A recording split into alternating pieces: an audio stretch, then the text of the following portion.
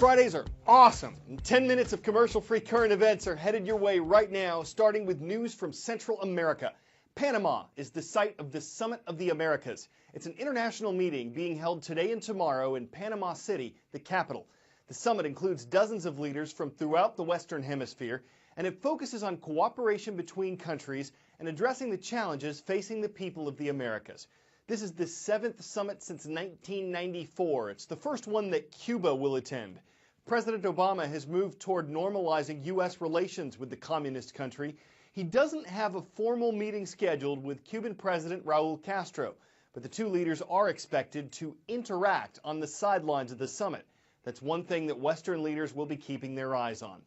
We've talked a lot about how the leading cause of death for American teenagers are car crashes. But today's second story isn't about the distractions that can lead to them.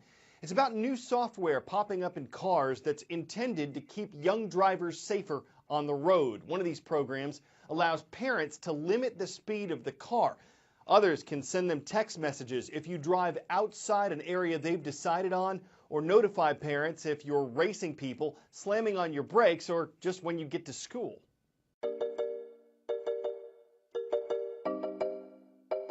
General Motors just unveiled teen driver tracking in its new Chevy Malibu. Personally, I'm a crusader for convenience, but this stuff is bordering on spy tech. If you've ever used the internet, you know how tempting it is to trade your privacy for convenience. You might not even know that most cars on the road today have black boxes that in the event of a crash can tell investigators how you were driving. Then again, what if teen driver monitoring were used to track a non-teen? We don't think that the privacy situation is something that we have to be concerned about. What we believe we have to do is we have to get the consent of the owner up front. We have to explain the features, what we're doing. We have to get their consent, and we do. And if the customer doesn't want it, then we don't go forward. It's as simple as that. That means you need to be paying attention. You should actually read that long, annoying user agreement and understand what you're sharing with some big car company computer out there, because soon you won't be able to find a car without this kind of technology. Knew we'd get back to Oklahoma sooner or later. It's first up on today's roll call. Stillwater High School is in the city of Stillwater. The Pioneers are watching from the Sooner State.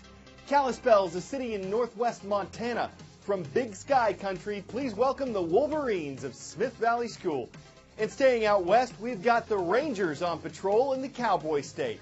Kemmer Junior Senior High School is in Kemmer, Wyoming. Multitasking, it's pretty self-explanatory. It's doing two or more things at the same time. More complicated tasks than like walking and talking. Computers are good at multitasking. It's one of the things they're supposed to do. But do you think you are? Before you answer that, you should probably hear about some new research into multitasking. The doctor is in. A lot of people think they are good at multitasking, but the sad truth is they are probably not. Our brains on multitasking aren't nearly as good as we think they are. What happens is, let's say you're working on an activity over here, and suddenly now you're trying to multitask another activity. You're not actually doing both activities at the same time, but in fact, you're now diverting your attention from one part of your brain to another part of your brain. That takes time, that takes resources, that takes brain cells. And what happens over here now is that you're starting a brand new activity. So in fact, you're probably slower and not nearly as good at doing both activities at the same time. We can shift our focus really fast. Sometimes it takes just 1/10 of a second. But the time doesn't matter as much as the bandwidth that the brain requires to move back and forth. And that might affect your performance. It might also affect the quality of the work that you finally produce. Take an everyday activity like driving. When you look at the MRI of someone who's in driving mode, see how much of their brain is activating there? Now if you just layer in one more thing, and that is the person is listening while they are driving, and all of a sudden the amount of attention, the amount of brain bandwidth going towards driving decreases by about 37%. So you're not multitasking, you've in fact reduced the amount of attention you're now paying to your driving. There's about 2% of the population that are super multitaskers. It's sort of a genetic gift. Most of us don't have this gift, but these are people who are truly able to do several different activities at the same time without losing efficiency or losing quality as they do all that work. This may or may not surprise you depending on your perspective, but there have been studies that have shown that women are generally better at multitasking than men. But also, people who thought they were the best at multitasking were almost always, in fact, the worst. Perhaps they were multitasking too much when they thought they were good at multitasking. See if you can ID me. Alexander Joy Cartwright helped develop my rules in the 1800s. One of my first organized teams was the New York Knickerbockers. I'm a sport that's thought to have been influenced by rounders and cricket. I'm baseball, nicknamed America's national pastime. Before Mr. Cartwright came along, players were able to tag out a runner by hitting him with the ball. There was no such thing as foul territory. Every hit was fair. Many would agree the changes in 1845 were good ones. The game has had its ups and downs since then, going through cycles and changes like batting orders and pitchers. The 2015 season opened this week. Hello, I'm Richard Roth for CNN. Baseball is in full swing. The crack of the bat, the boys of summer, America's pastime. But what is the state of baseball in 2015? I think the game of baseball is really healthy. I think it's waning. I think it's waning a lot. You can call baseball the national pastime, but it's clearly that football is number one. The NFL dominates fan interest. Game 1 of last year's World Series, the lowest rated ever for a World Series game. Over 50% of baseball fans watching TV are over the age of 55. Not good for TV advertisers or perhaps the future of the game. What is to blame? Is the game too slow?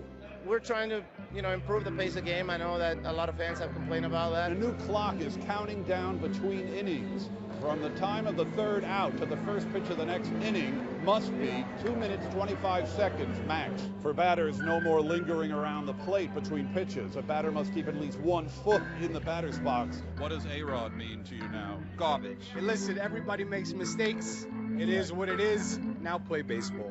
Alex Rodriguez is back on the field. He remains the elephant in the stadium. He did serve his time away from the game, the longest suspension ever for a drug violation. However, the specter of PEDs, performance-enhancing drugs, hangs over the sport. On the eve of the season, a top pitcher from Minnesota was suspended. Among the turmoil, baseball is making money, a lot of it, $9 billion last year. Will the changes in 2015 mean a home run for Major League Baseball, or will all the rule changes just mean a big strikeout? This is Richard Roth at Yankee Stadium.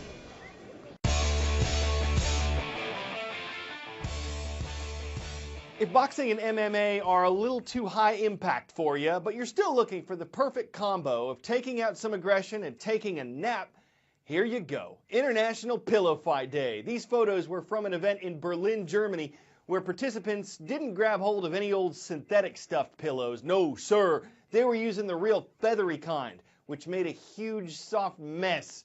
Volunteers took the time to clean it all up afterward, so it didn't look like the world's most violent bird bath. That would have been pretty frightening, even if it set a Twitter with Twitter-painted tweeters trying to tweet the tweetest picture, altogether unfeathered by all the feathers. I'm Carl Azus. We're back Monday.